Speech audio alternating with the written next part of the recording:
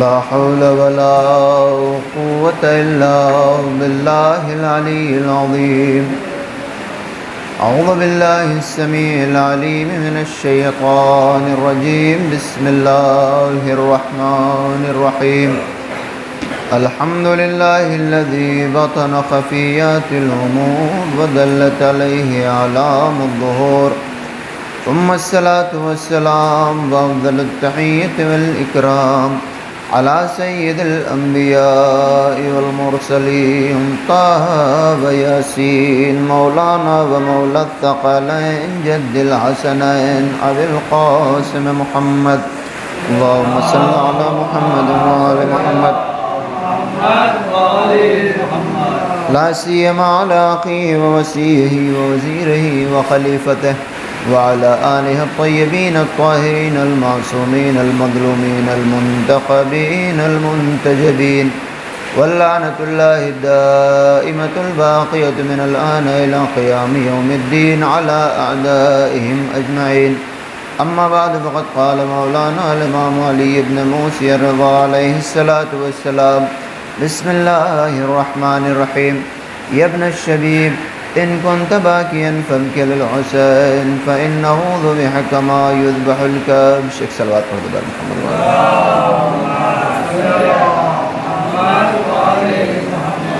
عزیزان گرامی قدر، ماتمداران امام نجوم کربلا علیہ السلام، بس یہ 2 دن اور ہیں کہ امام حسین اسلام کے اوپر آنسو بہایا جائے اور اپنے آپ کو اس عظیم غم سے جوڑا جائے کہ جس سے جڑ کر انسان کے اندر جو حقانیت کا احساس پیدا ہوتا ہے وہ کہیں نہیں ہے دنیا میں. اور تاریخ انسانیت اس کی مثال پیش نہیں کر سکتی، لیکن فکر انسانی کو سب سے بڑا تعجب تب ہوتا ہے، توجہ فرمائیے گا، کہ میدان کربلا آپ پہنچ گئے، آپ نے اپنے آپ کو کربلائی بنا لیا.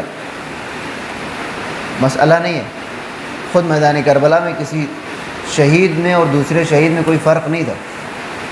میں نے عرض کیا تھا کہ اگر سر نیم ہٹا لیا جائے یا قبیلے کا نام نہ لگایا جائے تو کردار سے ہاشمی اور غیر ہاشمی کی پہچان مشکل ہو جائے گی. میدان کربلا عرب اور عجم کی پہچان بہت مشکل ہے، حتیٰ کہ غلام اور آقا کا بھی فرق نہیں ہے. وہاں پر کوئی دیکھ کر نہیں کہہ سکتا کہ جون غلام ہے.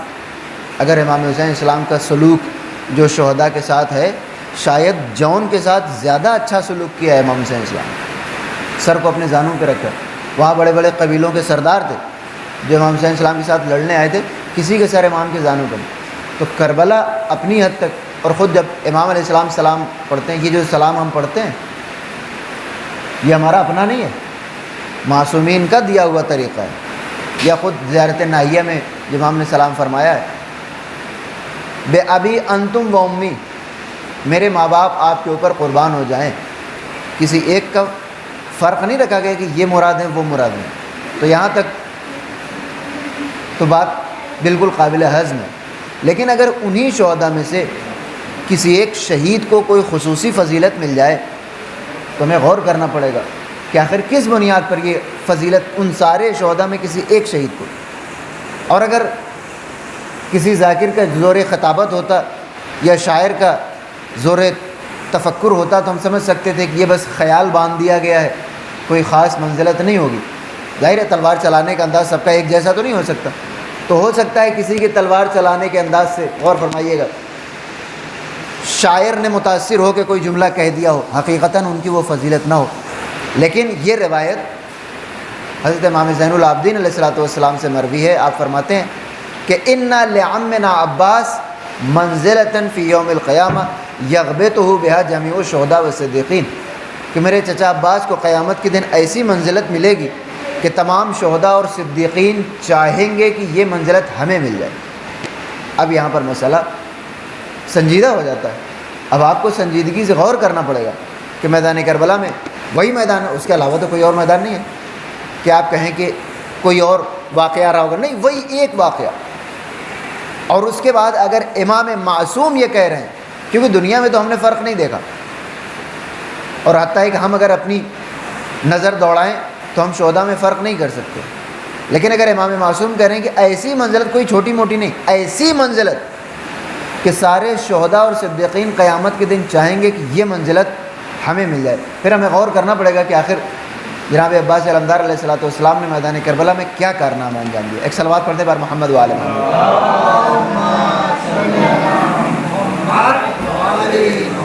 سب سے اہم ترین چیز جو خاندان بنی ہاشم میں چہرے کے علاوہ، قمر بنی ہاشم ہونے کے علاوہ، وہ تو تقریباً آپ کو معلوم ہے ساری باتیں، کردار میں بھی کوئی بلندی آپ کو دکھانی پڑے گی۔ عزیزان گرامی، میں بار بار عرض کرتا ہوں کہ ہمارے یہاں سے پڑھنے کا چلن ختم ہو رہا ہے، خصوصاً نوجوان ہمارے پڑھنا نہیں چاہتے، حتیٰ کبھی کبھی ہماری زبان سے بھی نکل جاتا ہے کہ سرچ کر لیجئے گا، یہ نہیں نکلتا کہ پڑھ لیجئے گا جا کے، کیونکہ اب وہ انسان کی سائیکلوجی سیٹ ہو گئی ہے کہ فوراً انٹرنیٹ مل جائے گا، اور اس نہ پڑھنے کا نتیجہ یہ ہوتا ہے کہ انسان اپنے عقل، اپنے شعور کے بجائے اپنا گروپ دیکھتا ہے کہ ہمارا گروپ کیا بات مانتا ہے، ہم بھی وہی ماننے لگے۔ اگر ایسا ہے کہ آپ توجہ چاہتا ہوں کہ اگر آپ اپنے گروپ کی بات مانتے ہیں بغیر کسی دلیل کے، بغیر پڑھے ہوئے، البتہ دماغ لگانے کے مطلب نہیں بیٹھ کر آپ دماغ لگائیں، پڑھنے کے بعد جو دماغ لگاتا ہے میں اس کی بات کروں، بغیر دماغ لگائے، بغیر غور و فکر کے آپ اپنے گروپ کی بات ماننا چاہتے ہیں، تو میں ایسے افراد کے لیے کہا کرتا ہوں کہ اس کا مطلب کہ اگر آپ کسی غیر مسلم گھرانے میں پیدا ہوئے تو کبھی مسلمان نہ ہوتے، کیونکہ یہ ایٹیٹیوڈ آپ کا جو یہاں ہے وہ وہاں بھی رہتا، پھر آپ عقل و منطق کو استعمال میں نہ لاتے، تو ہمارے یہاں مطالعہ نہیں کرتے۔ اس کے بعد پھر کیا ہوتا ہے کہ خیبر خندق بہت ہو گیا، خیبر خندق پڑھا جائے، میں کہتا ہوں کاش کی خیبر خندق ہی ہو گیا ہوتا۔ ہمارے یہاں تو خیبر خندق بھی پورا نہیں ہے، خیبر خندق ایک چھوٹا سا پورشن ہے، وہ بہت ہوا ہے، ورنہ ابھی آپ کسی کو گوگل میپ اوپن کریں، کہیں بغیر سرچ کیے سعودی عرب کے میپ پر خیبر کہاں ہے آپ پوائنٹ آؤٹ کر دیے نہیں کر سکتے، تو آپ کو خیبر کی لوکیشن بھی معلوم نہیں ہے، بقیہ سارے 5 قلعے اور تھے ان کے بارے میں کیا آپ کو معلوم ہوگا۔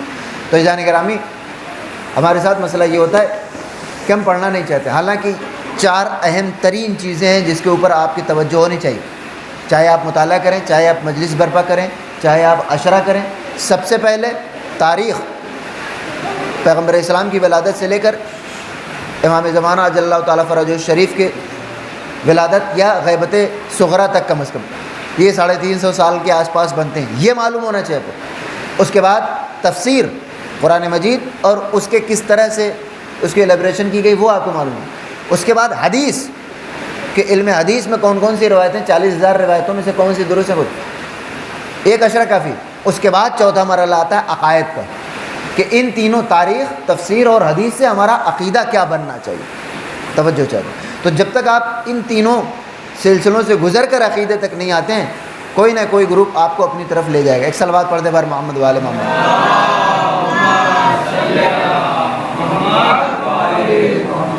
تو بہرحال تاریخ، اگر آپ تاریخ دیکھیں تو تاریخ بنی ہاشم میں بنی ہاشم کا مقام، بلکہ تاریخ عرب میں بنی ہاشم کا مقام ہمیشہ سے بلند رہا ہے۔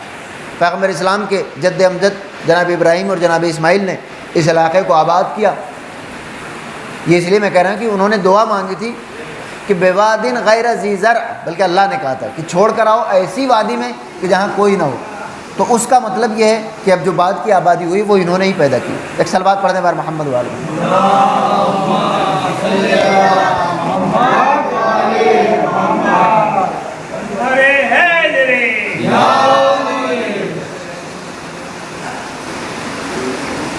ایک اور بلند تر صلوات ارشاد فرمائیں۔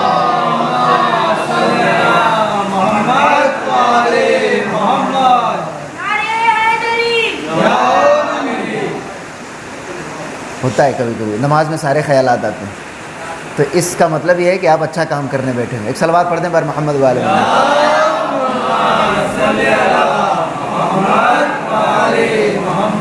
تو یہ آبادی دھیرے دھیرے بڑھتی رہی، اور دوسرے جو عرب قبائل تھے جو یمن سے آئے ہوئے تھے، جو اوریجنلی عرب تھے، ظاہر ہے کہ جب پانی کا چشمہ جاری ہو گیا تو آبادی تو بڑھے گی، تو آبادی بڑھنے لگی۔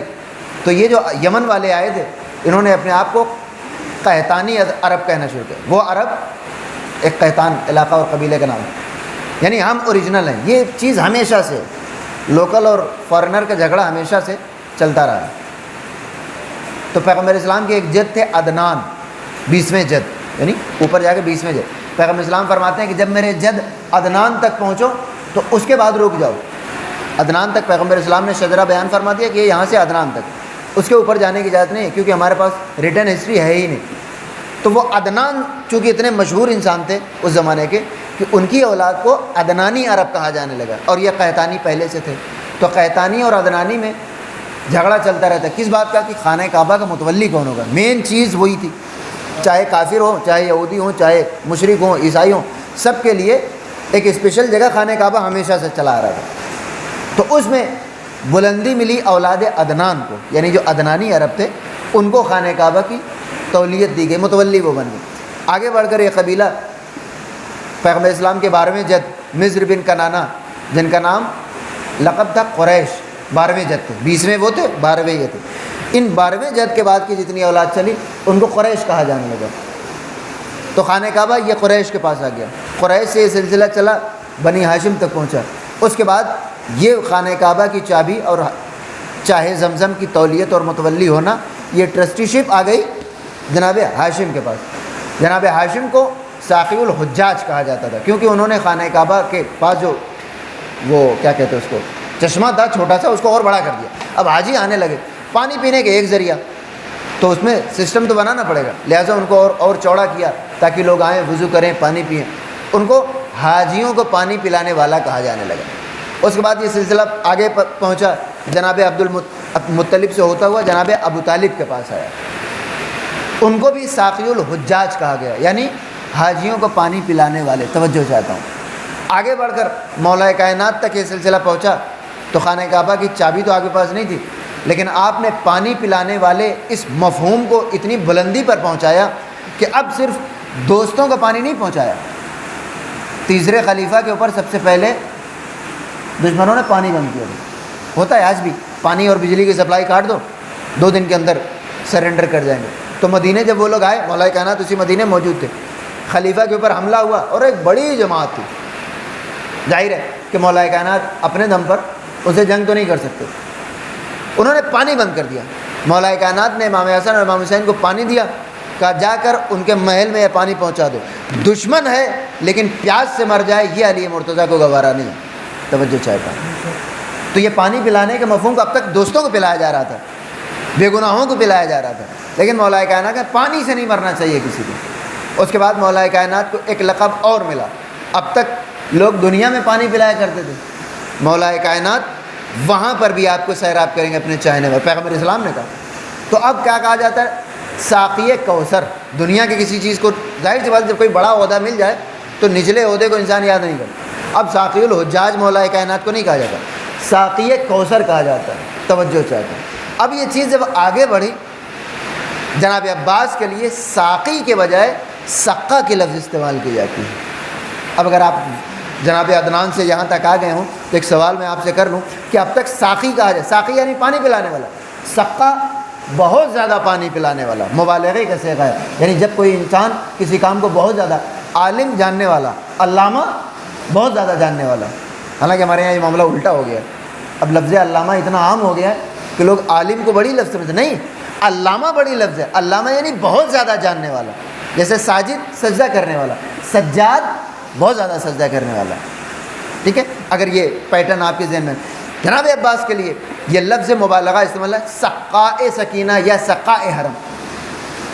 تو نتیجتاً ہونا کیا چاہیے تھا عربی گرامر کے قانون کے حساب سے کہ جناب عباس کو بہت زیادہ پانی پلانا چاہیے تھا، جبکہ ہم دیکھتے ہیں کہ آپ کا پانی خیموں میں بھی نہیں پہنچا۔ توجہ چاہتا ہوں، نہیں پہنچا۔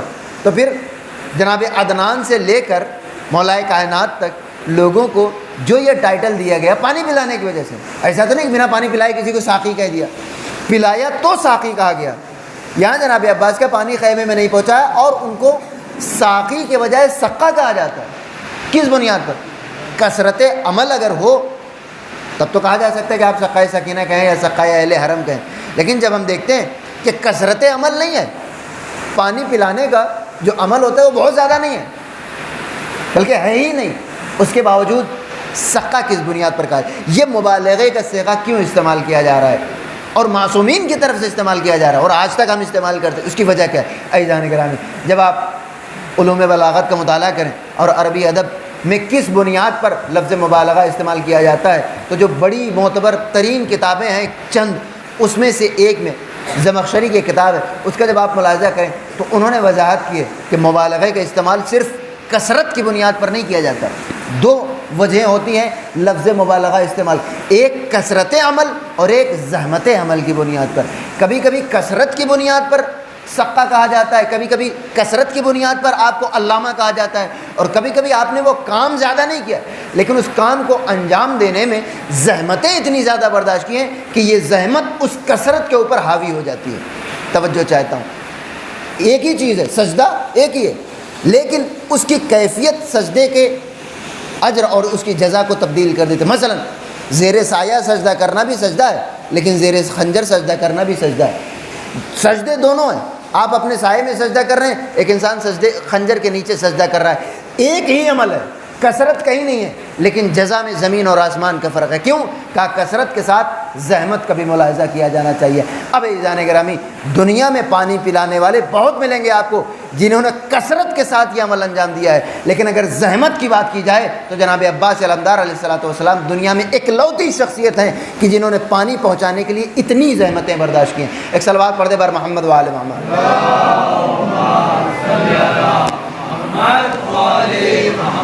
نہیں ہے کہیں کسی پانی پلانے والے کے ساتھ اتنی زحمتیں نہیں جڑی ہوئی ہیں۔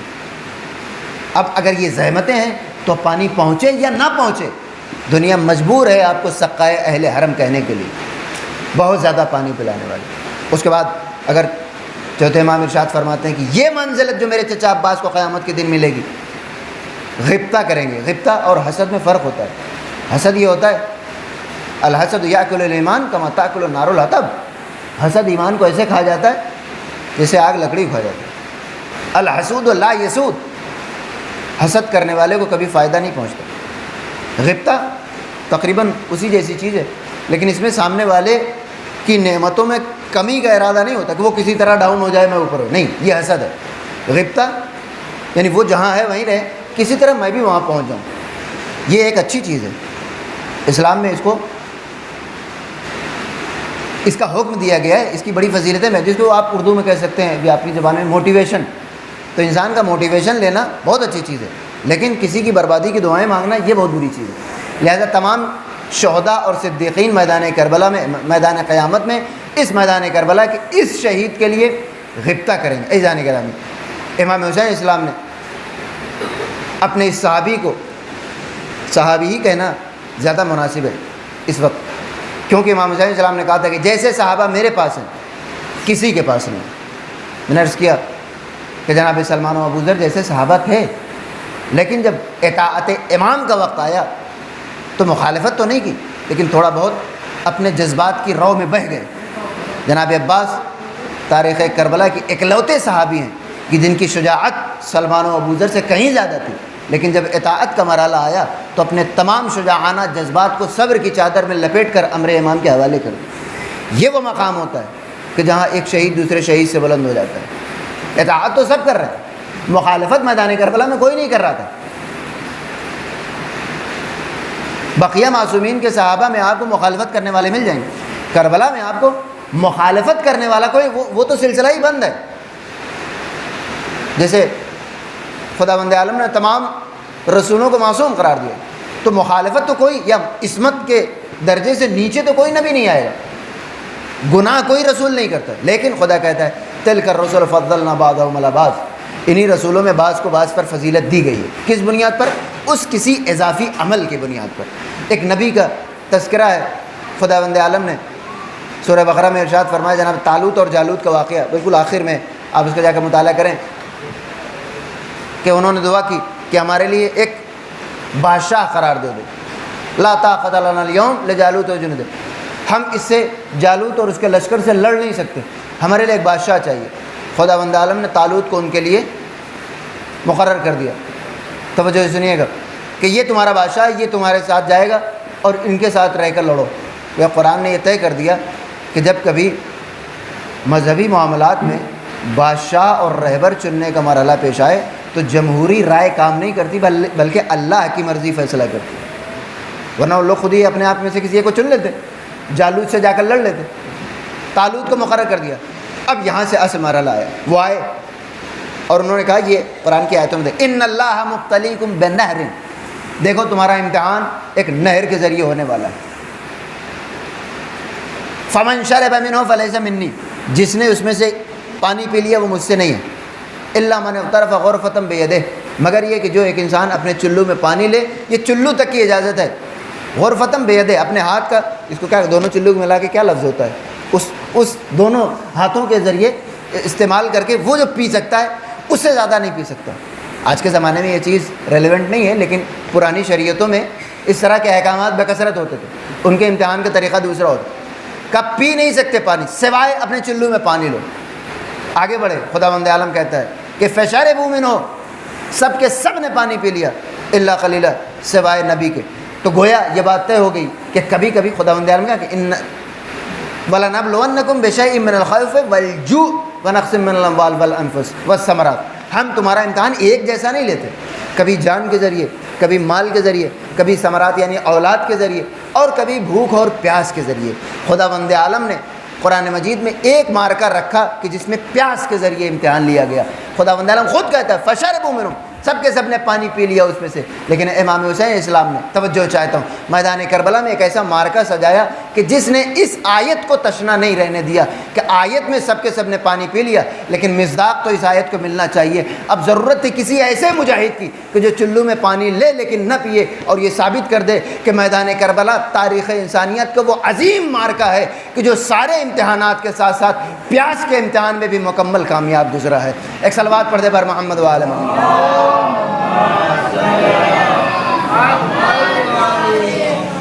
اگر جناب عباس کو سرزمین کربلا سے ہٹا لیا جائے تو آپ یہ نہیں ثابت کر سکتے کہ کوئی دریا تک پہنچا ہو اور نہ پیا ہو. اگر لاجیکل بنیادوں پر کوئی آپ سے سوال کرے, نہر فرات 5 کلومیٹر دور بہتی ہے, آج جو مخیم حسینی ہے وہاں سے 5 ساڑھے 5 7 کلومیٹر دور ہے. اب کوئی آپ سے کہہ سکتا ہے کہ 5 کلومیٹر دور ہیں, پانی پینے جائیں گے تو جان کا خطرہ ہے, لہذا ممکن ہے یہاں پیاس کے اوپر غلبہ نہ رہا ہو, جان کے خوف سے پانی پینے نہ گئے ہوں. توجہ چاہتا ہوں, یہ سوال ہو سکتا نہیں. ایک طرف پورا پہرا ہے تو اب آپ کے پیاسے رہ جانے میں یہ دلیل تو نہیں دی جا سکتی کہ آپ امام حسین اسلام کے لیے پیاسے, ہو سکتا ہے جان کے خوف سے پیاسے رہوں. لیکن جناب عباس نے اس شبہے کو بھی زائل کر دیا کہ کوئی یہ نہیں کہہ سکتا کہ پانی نہیں ملا اس لیے نہیں پیا. نہیں, پانی ہے ہمارے پاس, لیکن اگر حسین پیاسے ہیں تو ہم اس پانی کو اپنے اوپر حرام جانتے ہیں. یہ وہ مقام ہے کہ جس کے بعد چوتھے امام کو کہنا پڑا میرے چچا عباس کی وہ منزلت ہوگی کہ قیامت کے دن سارے شہداء خواہش کریں گے. عزیزان گرامی, بس ایک جملہ عرض کر دوں کہ جناب عباس کی, بعض اوقات نوجوان پوچھتے ہیں کہ جناب عباس کو میدان کربلا میں جنگ کی اجازت کیوں نہیں ملی, اور اگر جنگ کی اجازت نہیں دینی تھی تو ان کو میدان کربلا میں لے کر گئے کیوں. عزیزان گرامی, کچھ اسلحے ایسے ہوتے ہیں, کچھ ہتھیار ہوتے ہیں جو کنونشنل نہیں ہوتے اور وہ استعمال بھی کبھی نہیں ہوتے, لیکن ان کو رکھنا چاہتی ہے ہر حکومت. مثلا آج کے زمانے میں فی الحال ہو سکتا ہے 200-400 سال کے بعد کچھ اور ہو جائے. آج تو ایٹم بم ہے. آپ کسی سے پوچھیں کہ آپ ایٹم بم کے لیے کیوں اتنا مرے جا رہے ہیں, آپ کو پتہ ہے وہ کتنا ایکسپینسو پروسیجر ہے. وہ تو جو آپ کے خرچے ہوں گے پلس الگ سے جو پابندیاں لگتی ہیں اس میں بلینس آف ڈالر انسان کے ختم ہو جاتے ہیں. ملک پیچھے چلا جاتا ہے, لیکن ہر ملک کوشش کر رہا ہے کسی طرح رکھ لے. ایران کو کتنی پابندیوں کا سامنا کرنا پڑا. نارتھ کوریا کی مثال آپ دیکھ رہے ہیں, خود ہندوستان اور پاکستان کو کتنی پابندیاں لگائیں. کوئی ان سے پوچھے کہ بھائی جب تمہیں ایک ہی بار تو استعمال ہوا ہے آج تک, دوبارہ کسی نے استعمال نہیں کیا, 75 سال ہو گئے استعمال ہو کے, جو ہتھیار جو اسلحہ تمہیں استعمال نہیں کرنا ہے اس کے پیچھے دیوانے کیوں ہوئے. اس کو حاصل کرنے کے لیے اپنے اوپر پابندیاں لگوا لیتے. ذوالفقار علی بھٹو نے کیا کہا تھا کہ ہم گھاس کھا کے زندہ رہ لیں گے لیکن یہ ایٹم بم بنا کے رہیں. بڑا مشہور جملہ. کوئی پوچھے کہ تم اتنے انٹلیکچوئل لیڈر ہو کر یا ان کو چھوڑ دیں, بقیہ سارے ممالک ایسا تو نہیں ہے, ایک ملک اگر ہوتا تو مان سکتے تھے کہ بیوقوف ہوگا.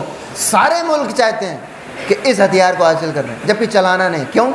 کہا اس کو ہمیں چلانا مقصود نہیں ہے, ہم یہ تاثر دینا چاہتے ہیں کہ اگر جنگ ہو جائے تو ہمیں کمزور سمجھنے کی حماقت مت کرنا، توجہ چاہتا ہوں۔ اس کو کہتے ہیں ان کنونشنل ویپن یا غیر رسمی ہتھیار۔ ایک ہوتا ہے رسمی ہتھیار کہ جو جنگوں میں استعمال کیا جاتا ہے، غیر رسمی ہتھیار کبھی استعمال نہیں کیا جاتا، اسے رکھا جاتا ہے صرف یہ تاثر دینے کے لیے کہ ہمیں کمزور سمجھنے کی غلطی نہ کرنا، اور اگر خدا نخواستہ وہ استعمال ہو جائے تو دنیا نقصانات کا اندازہ نہیں کر سکتی۔ آج تک آپ اندازہ نہیں کر سکیں کہ جاپان کے اوپر کتنا نقصان وارد ہو گیا اس جنگ میں۔ توجہ چاہتا ہوں، یہ دو جملے یاد رکھیے گا۔ ایک تو اس غیر رسمی ہتھیار کو رکھا جاتا ہے یہ بتانے کے لیے کہ ہمیں کمزور نہ سمجھنا، استعمال نہیں کیا جاتا ہے اس لیے کہ اگر استعمال ہو گیا تو نقصانات کا دنیا اندازہ نہیں کر سکتی۔ جناب عباس علمدار علیہ الصلوۃ والسلام کی شخصیت دست حسینی کا وہ غیر رسمی ہتھیار ہے کہ جس کو حسین نے اس لیے رکھا تھا کہ کوئی حسین کو مجبور نہ سمجھنے پائے، اور یہ وہ غیر رسمی ہتھیار ہے کہ اگر حسین استعمال کر لیتے تو آج تک دنیا نقصانات کا اندازہ نہیں کر سکتی تھی۔ ایک صلوات پڑھ دے بر محمد و آل محمد۔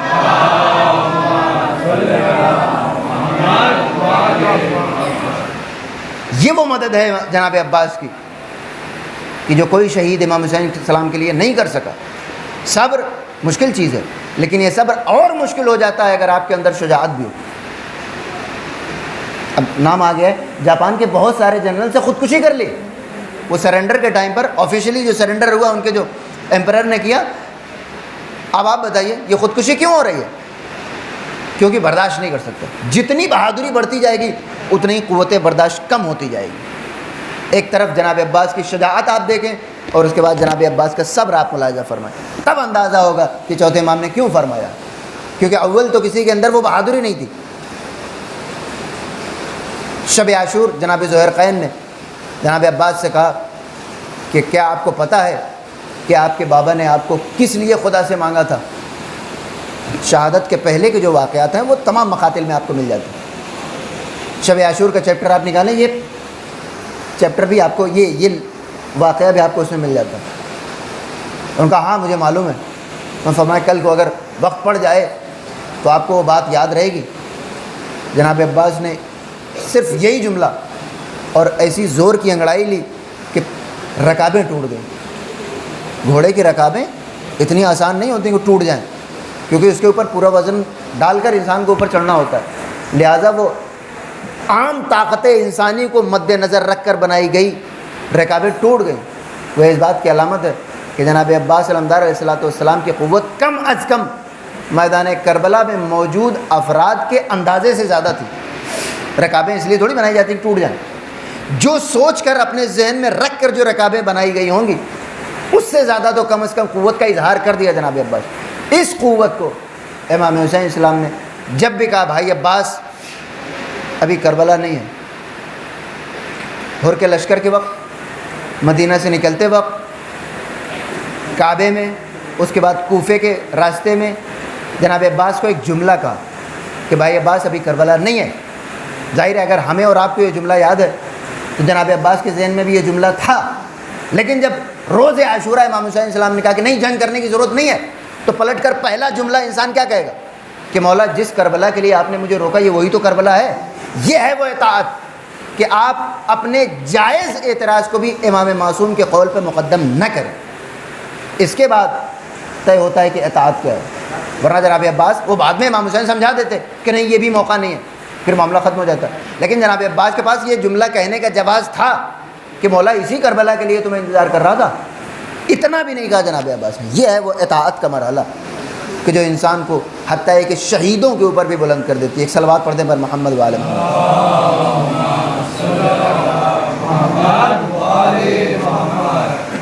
اور شجاعت کا ایک اور مرحلہ آپ ملاحظہ فرمائیں کہ امام حسین السلام نے سارے صحابہ سے بیعت اپنی اٹھا لی اور کہا ہمیں آج رات عبادت کرنی ہے۔ توجہ چاہتا ہوں۔ اور عبادت کرنے کے بعد امام حسین السلام بلکہ اس سے پہلے ہی، عبادت کرنے سے پہلے ہی، اب ظاہر ہے کہ جنگ ہو جائے گی تو عبادت تو نہیں ہو سکتی، اب آپ کو ایک رات کی مہلت چاہیے۔ توجہ چاہتا ہوں۔ دشمن کے لشکر کو بھی معلوم ہے کہ سب سے بہادر ترین شخصیت اگر کوئی ہے لشکر حسین میں تو یہی ہے۔ امام حسین السلام جنگ کے پیغام کے لیے جناب عباس کو بھیجتے تو جناب عباس کی اطاعت کا درجہ آپ کی نگاہوں کے سامنے نہ آتا۔ اگر کسی رجز پڑھنے کے لیے جناب عباس کو بھیج دیتے تو اطاعت مولا عباس دنیا کی نگاہوں کے سامنے نہ آتی۔ مولا نے فرمایا عباس تمہیں جا کر ایک رات کی اجازت لینی۔ ایک بہادر انسان کے لیے سب سے مشکل ترین مرحلہ یہ ہوتا ہے، جنگ میں لڑنے والے کے لیے کسی سے نیگوشیٹ کرنا، وہ بھی مہلت مانگنا، اس سے زیادہ مشکل کام نہیں ہو سکتا۔ ایک انگریز جنرل تھا، اس کے اوپر کیس ہو گیا، شاید جودھ پور یا راجستھان کا کوئی علاقہ تھا، اس نے اس کے شہزادے سے جنگ کر لی، اس کے اوپر کیس ہو گیا۔ پاکستان کے مشہور و معروف بیرسٹر نے مقدمہ لڑا، وہ مقدمے سے باہر نکلا، اس نے کہا کہ میدان جنگ میں گولی کھانا میرے لیے زیادہ آسان تھا، لیکن اس کورٹ روم میں بیٹھ کر اس سے نیگوشیٹ کرنا کہ ہاں یہ بھی صحیح ہے وہ بھی صحیح، یہ میرے لیے زیادہ مشکل کام ہے۔ آپ جا کر وہ تفصیل پڑھ لیجیے گا۔ تو یہ بات طے ہے کہ بہادر انسان گولی کھا لے گا میدان جنگ میں، تلوار برداشت کر لے گا، ہر قسم کا زخم برداشت کر لے گا، لیکن دشمن سے اس کی شرطوں پہ نیگوشیٹ نہیں کر سکتا۔ امام حسین علیہ السلام نے کسی صحابی کو نہیں چنا، جناب عباس کو چنا کہ عباس جا کر تم ایک رات کی مہلت لے کر آؤ۔ یہ دشمنوں کو ایک طرح کا تاثر دینا تھا کہ میں نے جنگجو نہیں اکٹھا کیے ہوئے ہیں، میں نے صرف لڑنے بھیڑنے والے لوگوں کو اپنے ساتھ نہیں رکھا ہے، اطاعت امام میں ڈوبی ہوئی شخصیات میرے ساتھ موجود ہیں۔ ایک صلوات پڑھ دیں بار محمد و آل محمد۔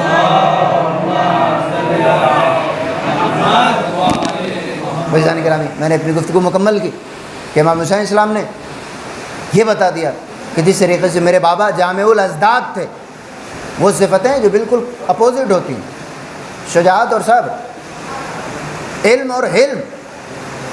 توجہ چاہتا ہوں، علم برداشت انسان کے اندر ہوتی ہے، لیکن عالم انسان کے اندر بہت مشکل ہوتا ہے۔ جاہلوں کو برداشت کرنا وہ نہیں کر سکتا، یہی وجہ ہے کہ آپ دیکھیں بہت جلدی غصے میں آ جاتے ہیں کہ میں یہ کہتا ہوں، لیکن مولا کائنات کے اندر علم بھی جمع تھا، حلم بھی جمع تھا۔ لوگ آتے تھے پاؤں پھیلا کے بیٹھ جاتے تھے۔